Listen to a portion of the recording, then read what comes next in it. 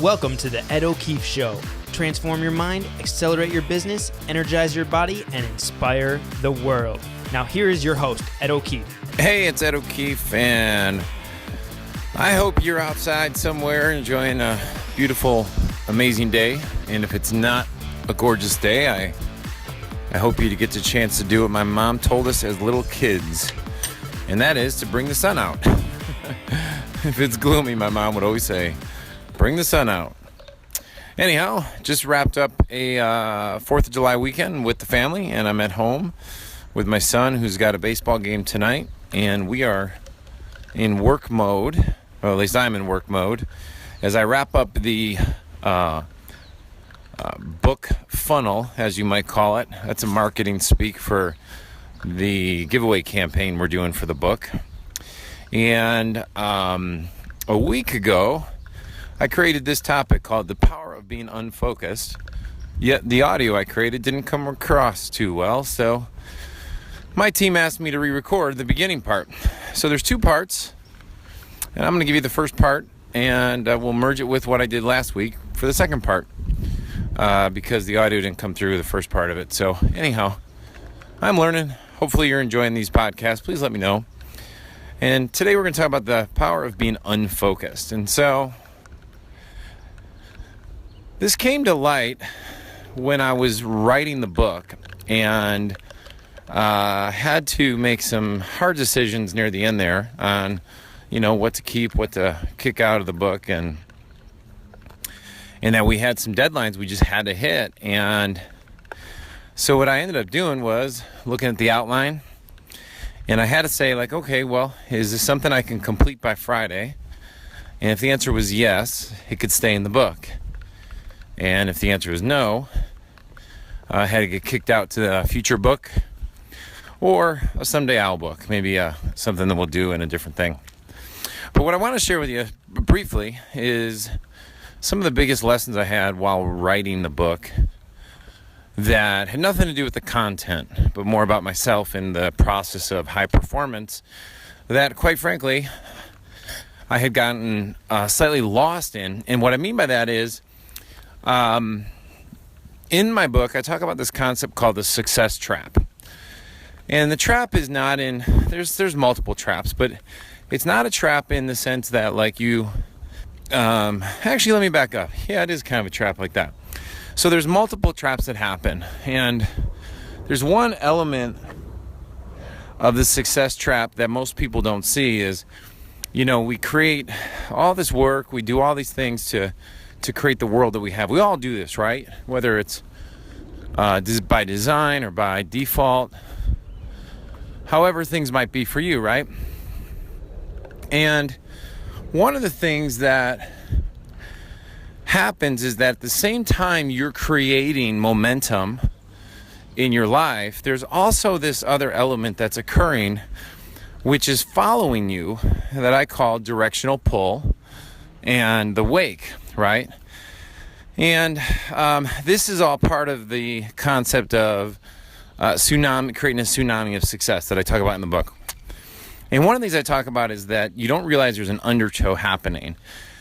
And so an undertow could mean a lot of things, right? It could be negative behaviors, it could be bad behaviors, like things that what's the quarterback's name from Cleveland Browns? He was the Heisman Trophy winner, Johnny Manziel. He's going through a hardcore undertow, or he has been for the last so many years, and the momentum of the undertow is way stronger than the momentum of success for him right now. But I think we all face that at different levels, and they don't have to be so harmful that he's experiencing. They could be differently. And so what I want to talk to you about briefly was when you create something that's quote unquote a success, or you start building up demand, because really that's what you're building. You build up this pent up demand where you have, through your relationships, through your value you're creating, and all these other things,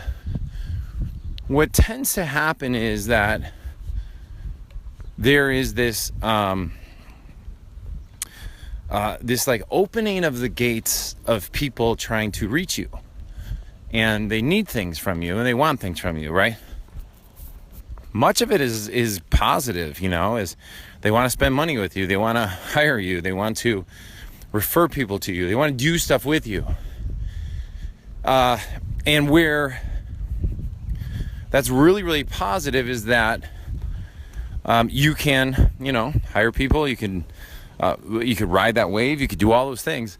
The downside is that you lose a lot of your time to think, your time to create, and your time to strategically possibly plan. And so then what happens is life becomes this thing that happens to you rather than something you're creating and happening and proactively making happen. And one thing that was just really, really clear to me when I decided to finish the book by a certain date is that everything that was unimportant and vitally important to some of the most important areas of my life, like my health, my family, and our income streams, got totally pushed away. In fact, there are things inside some of our businesses that 7 or 8, 10 years ago, I would have died to make happen that I allowed to be completely ignored. And nothing bad happened. It was like, are those things as vitally important as they used to be? And my answer to that is no, not in a lot of ways. And one last point I want to make before we start part 2 of this is that every decision comes with a certain level of cost. Short-term, long-term, good, bad, ugly. You have a certain amount of cost with every decision. You're giving up something else in order to say yes to that. And if you do not have the capability of making a full yes, then you are definitely saying yes to many, many things. Because by making a full yes, simultaneously you must have a full no to a lot of other things. And I would challenge you, if I could do anything for you, is to have you start thinking about the things that you're saying yes to that, quite frankly, you don't need anymore in your life. To lay those things out. Notice how many things come into your life on a daily basis that pepper away at your ability to think, your ability to create, and your ability to really design the life that you want to live with the people you want to live with, doing the things that you want to do. Okay, so that's the end of part 1. I hope you enjoyed part 2. And again, please do me a favor. Let people know about Time Collapsing, the book. I'm excited about it. I put a lot of effort into it. Not just because I put a lot of effort into it, but man, it's something that I'm just excited about. It's the book that I wish someone would have gave me 15, 20 years ago when I was starting out on this journey. It talks about everything from relationships to marketing to, oh my goodness, so many things. So that's it. Hope you enjoy part 2. You're awesome. Stay cool. And we'll talk soon. So if that becomes the typical day that I want to protect, create, and I say, look, this is what's important, right? And those are all short-term things. Like today is a short-term activity and tomorrow is a short-term activity. And those things over time build habits and patterns that,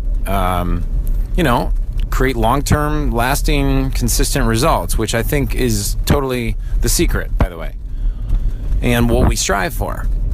And so when I look at a book or look at a sales letter or a product creation or something that has what I would call long-term value, the question then becomes, when you set out to do that, everything in your life kind of gets disrupted that was normally in the quote-unquote, to steal Stephen Covey's, quadrant languaging, the urgent and important, right?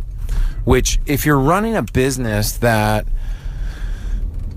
is kind of like our business, which is a product business and promotional business that requires daily tasks, you have to or at least I had to, I either had to step back and say, okay, what am I going to systematize and who can I outsource to? Or what am I just going to simply, and I think this is more important about this podcast, what am I going to unfocus on? Meaning, you just simply say, I'm not going to focus on that. And with that, you have a certain level of cost that occurs because of your commitment to not focus, And so how that shows up in my life is, for me, I decided that I had to I was writing the book. And for a while there, I was treating the book as kind of like this side project, like this hobby project. That was a thing I was doing while running a business, right? And at some point, I had to just have a conversation with myself and say, look, man, this book has to get freaking done, and it's going to require time and energy to do it. Most importantly, and this was what I discovered probably that shocked me more, was that some of my writing, after I made that decision, was way more impactful, not just for myself to write it, and I don't mean cathartic, like, oh, I had some healing and stuff like that, but I had the observation that, oh my gosh, the quality of what I was creating was so much better the moment I decided to totally disengage from these other activities that, quote unquote, I thought were mandatory previously. And I guess we can go down this rabbit trail a little bit here about the unfocused, because I was focused on something, right? I'm not telling you to unfocus and be totally whatever. What I realized was, wow, I have this level of enjoyment doing this new activity of creating and writing and thinking and researching and then going back, and that whole loop that's required to create something. But I can't do that effectively if I'm also trying to use that same creative loop and energy inside that creative loop for this other thing called run a health supplement company or run business, right? And so, so you end up having to make a decision, which is like, all right, this is what I'm going to say no to. Now, here's the thing that I want to share with you that you've heard this before. You're like, well, Ed, come on, man. You're not saying anything different than what I've already heard in the book, The One Thing, or first, all those productivity things. You're not saying anything different, right? Okay, I got it. And so, what the hell, you're creating a whole podcast and making this sound really important. What I want to stress here is that I had so many incoming, Jesse Itzler calls them, I think he said arrows. I think it was one of his interviews where he called them arrows. Like he's, when the day begins and he opens up his access to looking at his inbox and phone and social media, these arrows come flying in, all requiring bits and pieces of that creativity, mental energy, focus, passion, energy, time, anything you want to call there. And it's like Dan Kennedy called them like time vampires. Like they all just suck away microly, like a bunch of piranhas eating on flesh, to the point where you're like, well, I'm just doing the thing I do called work. And what I kind of discovered was, by simply going off the radar, meaning I stopped responding to anything that wasn't vital to my business. So if you contacted, so I realized what happened. So once I stopped responding, I started becoming like slightly the witness of my, the amount of communication arrows coming in, going out. And what I mean by that is, like, for example, I would get a text message, hey Ed, I have this quick idea I want to run by you. Now, these are not clients, because I would respond to clients. It's like this social media day and age where people who are your Facebook friends who don't really know you, that you have no relationship equity with or obligation to, ping you with taking requests, which I don't even, that doesn't bother me. Most of the time I'll respond. I mean, if I have the bandwidth, I'll respond. But here's the point. Why are you responding to everything that's coming in? These are the questions I ask myself. And then the guy sends me a text a day later. I have a very lucrative deal for you. I need you to, I just need a minute. And, then the same day, hey, bud, I want to get on the phone for 10 minutes to talk about this new product we're launching, and we think it would be fit for your company. These are the types of things that would keep coming in. And I just stopped responding. I just said, you know what? I'm done. Like, I'm out. That stuff is off my radar. And I found something really interesting is what I started saying, and it was the truth, was I have a deadline by this date, so I'm off the radar till then. Everyone started behaving totally differently. They left me alone. And, okay, so that's that. So that's my observation. And I guess my subtle takeaway for you, if you would like a takeaway, otherwise you're just enjoying me ramble. The subtle takeaway is, okay, what arrows and what things are flying at you on a daily basis that if you step back and you say, screw it, I'm just not going to respond, you don't really need in your life. Like, you just don't need them, okay? Now, I'm going to sell you a little bit harder on this idea in a second, because this was the breakthrough that I got that was not just in not responding, the unfocusing. So I'm not going to focus on those things. The breakthrough I got was that I was able to focus, and I wasn't focusing like, oh, I'm intense focus. I was able to step back and go down a totally different trail of study. And what I meant by that was, as somebody, like, if you ever read, when my book comes out called Time Collapsing, if you read it, you'll notice that one of the core chapters, it's a big chapter on modeling. And if you ever spend time with me, like in a live event or in person, you'll notice that the most successful people that I've studied have a patterning of modeling, unless they're just savant geniuses, right?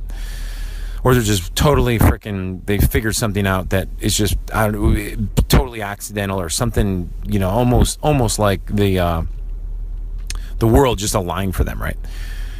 But other than that, for most human beings, the thing you got to figure out is who's doing what. Even if you're going to disrupt a market or disrupt something, you got to figure out who's winning in it and how are they doing it. And so we talk about modeling, right? So I said, I was talking to my brother-in-law today, and I said, man, for the last 13 to 15 years, I've spent my whole life modeling entrepreneurs, athletes. I haven't spent time modeling authors. And one of the cool things is, by writing, I gave myself permission to start modeling authors, like looking at what are their patterns and stuff like that. And that wasn't even the biggest breakthrough. Here's the biggest breakthrough I got. I started realizing that, wow, there's a whole nother pathway of living and of success that these guys have figured out. Now, they don't know how to do what I know how to do over here about making a business. So, but now that I have time to go off my trail, what if I spent more time writing?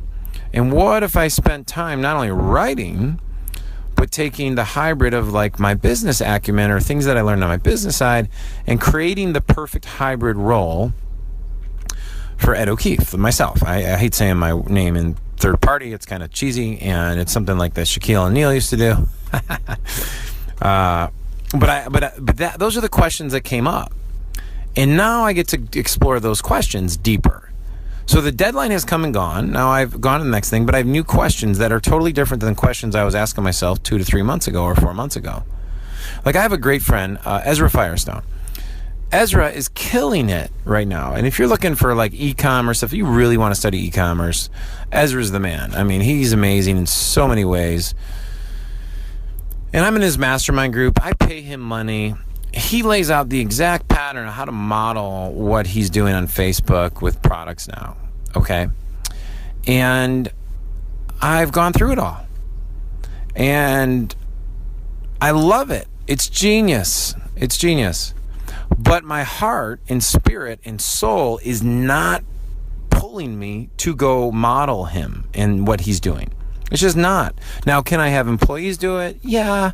Do they need guidance? Yeah. And as you could tell through the tone of my voice, it requires energy, time, creativity to do that. So then there's the trim tab theory, which is, if you move 3% off course in one direction over a period of time, someone else goes on the other course, you'll end up in totally two different locations in life, right?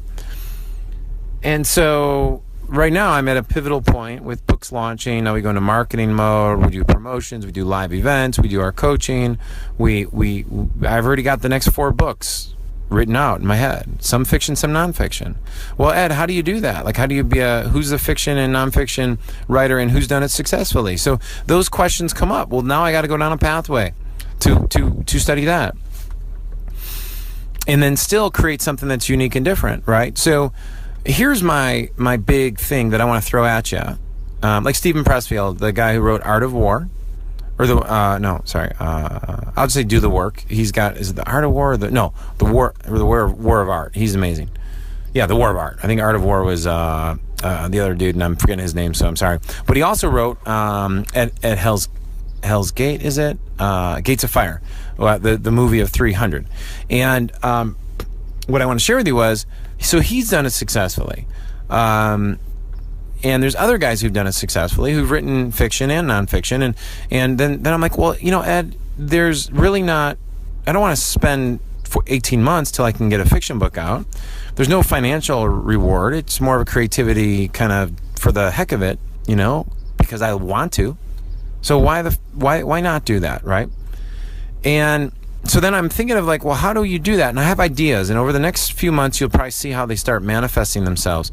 But my point, my friends, and I'd love to hear your thing back at me, is the model of the world that you have of what you think's important and what you think you're going to then go pursue is based on operating questions, based on the worldview you have today, based on the experiences you have. And then we fill our calendars just kind of automatically based on that. Very few, by the way, step back and rigidly input their most important things first. But I'm asking you to even go before the most important things, to step back another layer and ask yourself, if I went 3% off course in this direction in 10 years, what amazing things could I create? And I challenge you that it starts with, if you can't answer that, which I find a hard question to answer, but it's a fun one, right? And like even in my book, we talk about wouldn't it be cool if, right? The freedom question. What I'd like to challenge you with, it starts with unfocusing to create space. And in this day and age, it's very, very hard. So that's it. It's my thoughts for the day. I'm going to go watch my son's championship game right now. Just be awesome. There's one great quote my good friend Lewis House put up that said, it was from Mother Teresa, that said, if you want to change the world, go love your family. And I'll leave you with that thought. Take care. This episode is sponsored by Marine D3. If you want 24-hour antioxidant protection while giving your brain, eyes, heart, and overall energy a jolt of long-lasting nourishment, then Marine D3 is for you. This is my number one top-selling health product that I've sold over 500,000 bottles, and right now, 80% of our sales come from repeat customers. Marine D3 can flood your cells with an abundance of new antioxidants and nutrients that fights and repairs damage done to the cells during exercise, everyday living, and the natural breakdown that occurs as we age. After 15 years of research and over $39 million spent on clinical studies, a renowned biochemist has found one of the world's greatest antioxidants. It's called CNLP, hiding deep below the ocean surface. I took CNLP, combined it with a little-known omega-3 called calamine, as well as vitamin D3, so that you can get maximum benefit all in one supplement. I'd like to give you the first bottle absolutely free. I just ask that you pay shipping and handling. At EdO'KeefeShow.com /free bottle, I'll have a mini presentation that will share more about the supplement and why people are raving about it. Most importantly, it'll show you exactly how you can get it shipped out to you today, just for shipping and handling. This episode is brought to you by Dormant Forces Insider. If you would like monthly big business breakthroughs, insider marketing strategies that actually work, and mindset secrets of multimillionaires sent directly to your door so you can have it in your hands and you can apply them, then this is for you. Now, you can test drive my Dormant Forces Insider Silver membership for just 1 month free. If you love it, we know you'll stay with it and let it keep you in the loop of what's working inside my businesses and the other dozens and dozens of businesses that I mentor. Why would you go at it all on your own when you can use other people's experience than just replicate what works? Anyhow, right now you can test drive the membership for just $1 plus a few bucks shipping and handling by going to edokeefeshow.com/dormant forces. That's edokeefeshow.com/dormant forces. And thank you so much for tuning into this episode of the podcast. You can find the show notes for this episode as well as all the other podcast episodes by heading on over to edokeefeshow.com. If you would, please go subscribe to the podcast on iTunes and leave a rating and review. Rating and reviews truly are the best way for you to show your appreciation for the show because they help more people find out about the podcast and decide if this is the one for them. So until next week, it's time for you to go out there, take action, and inspire the world.